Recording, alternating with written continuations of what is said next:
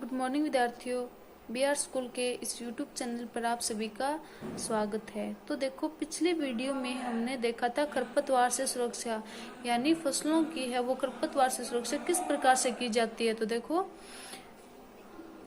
यानी फसलों के बीच में जो छोटे छोटे जो अनावश्यक पौधे हैं उनको हटाना ही खरपतवार से सुरक्षा है। तो देखो, या तो खरपतवार से सुरक्षा हाथों से पौधों को हटाकर की जाती है, या फिर हमें स्प्रे वगैरह का यूज करते हैं ताकि खरपतवार नाशी वो नष्ट हो जाए। तो इस प्रकार से खरपतवार की सुरक्षा करते हैं। आगे में पढ़ना है। देखो, जैसे पहले बताया गया है, खरपतवार की वृद्धि के समय तथा पुष्पन एवं बीज बनने से पहले ही इन खरपतवारनाशी का छिड़काव करते हैं। खरपतवारनाशी के छिड़काव से किसान के स्वास्थ्य पर भी प्रभाव पड़ सकता है। यानी खरपतवारनाशी है वो भाई देखो रसायन होते हैं, इस प्रकार के रसायन होते हैं कि वो किसानों के स्वास्थ्य पर भी प्रभाव डाल सकते हैं। अतः उन्हें इन रसायनों का उपयोग सदा सावधानी पूर्वक करना चाहिए। छिड़काव करते समय उन्हें अपने मुंह एवं नाक कपड़े से ढक लेनी चाहिए। यानी छिड़काव करते समय उन्हें अपना मुंह एवं नाक कपड़े से ढक लेनी चाहिए। अब देखो, कटाई करना। कटाई किस प्रकार से की जाती है, यानी खरपतवार से सुरक्षा के बाद कटाई की जाती है। अब देखो, कटाई करना। फसल की कटाई एक महत्वपूर्ण कार्य है। फसल पक जाने के बाद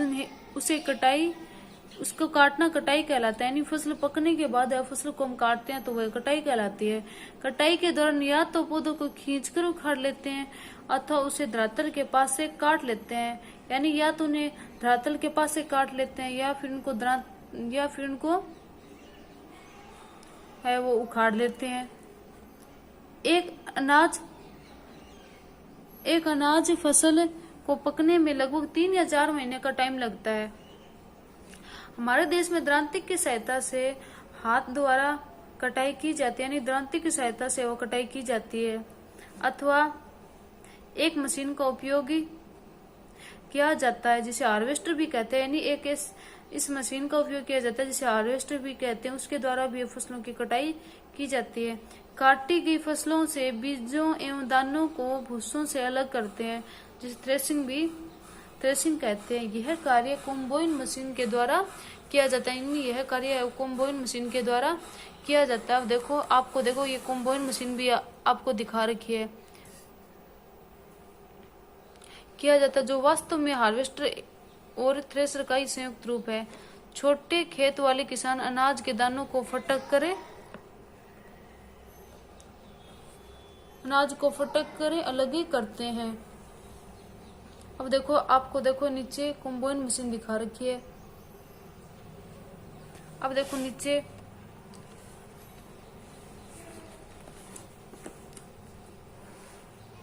देखो, आपको साइड में दिखा रखा है कटाई पर्व।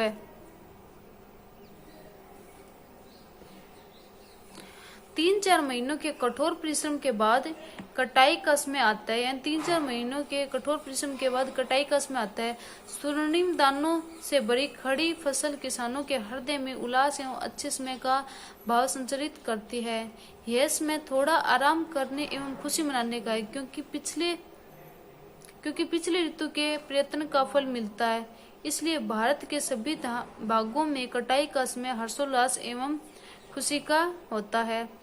पुरुष एवं महिलाएं सभी मिलकर इस पर्व को मनाते हैं। कटाई ऋतु के साथ कुछ विशेष पर्व जैसे पोंगल, वैसाखी, होली, दिवाली, नबाल्या एवं बिहू जुड़े होते हैं। यानी कुछ कटाई पर्व भी होते हैं जो कि मनाए जाते हैं किसानों के द्वारा। अब देखो, भंडारण। तो देखो, कटाई के बाद अब सीधा भंडारण किया जाता है। तो देखो, भंडारण किस प्रकार से किया जाता है। उत्पाद का भंडारण एक महत्वपूर्ण कार्य है। यदि फसल के दानों को अधिक समय तक रखना हो तो उन्हें नमी, कीट, चूहे एवं सूक्ष्म जीवों से सुरक्षित रखना होगा। यानी यानी फसल को यदि हमें सुरक्षित रखना है तो उन्हें जो नमी है, कीट है, चूहे हैं और सूक्ष्म जीव उनको उनसे हमें सुरक्षित रखना होगा। ताजा फसल में नमी की मात्रा अधिक होती है, यानी ताजा फसल होती है उसमें नमी की मात्रा अधिक होती है। यदि वह फसल के दानों को सुखाए बिना भंडारित किया जाए तो उसे उनके खराब होने अथवा जीवों द्वारा आक्रमण से वे अंकुरण के कारण उपयोगी हो जाएंगे। यानी उसके अंदर यदि नमी की मात्रा रह जाएगी तो वो बिना सूखे यदि भंडारण कर लिए जाएंगे तो फसल है वो पूरी की पूरी खराब हो जाएगी। अतः भंडारण से पहले दानों को धूप में सुखाना आवश्यक है जिससे उनकी नमी में कमी आ जाए। इससे उनकी कीट पीड़कों, जीवाणु व कवक से सुरक्षा भी हो सकती है। यानी उनको भंडारण से पहले उनको धूप में सुखाना आवश्यक है ताकि उनके द्वारा जो उनके लगने वाले जीवाणु है, कवक है, कीट है, उनमें कमी आ जाएगी। किसान अपनी फसल उत्पादन का भंडारण जूट के बोरों, धातु के बड़े पात्रों में करते हैं, परंतु बीजों का बड़े पैमाने पर भंडारण साइलों और भंडार घरों में किया जाता है। यानी जो बीजों का जो बड़े पैमाने पर उनका भंडारण किया जाता है उन्हें साइलो भंडार गृह बोलते हैं, जिसे पीड़कों जैसे कि चूहे और कीटों से सुरक्षित भी रखा जा सके। अब देखो आज हमने यहाँ तक भंडारण तक पढ़ लिया। कल हम पढ़ेंगे जंतु से भोजन किस प्रकार से किया जाता है। आज के लिए इतना ही, धन्यवाद।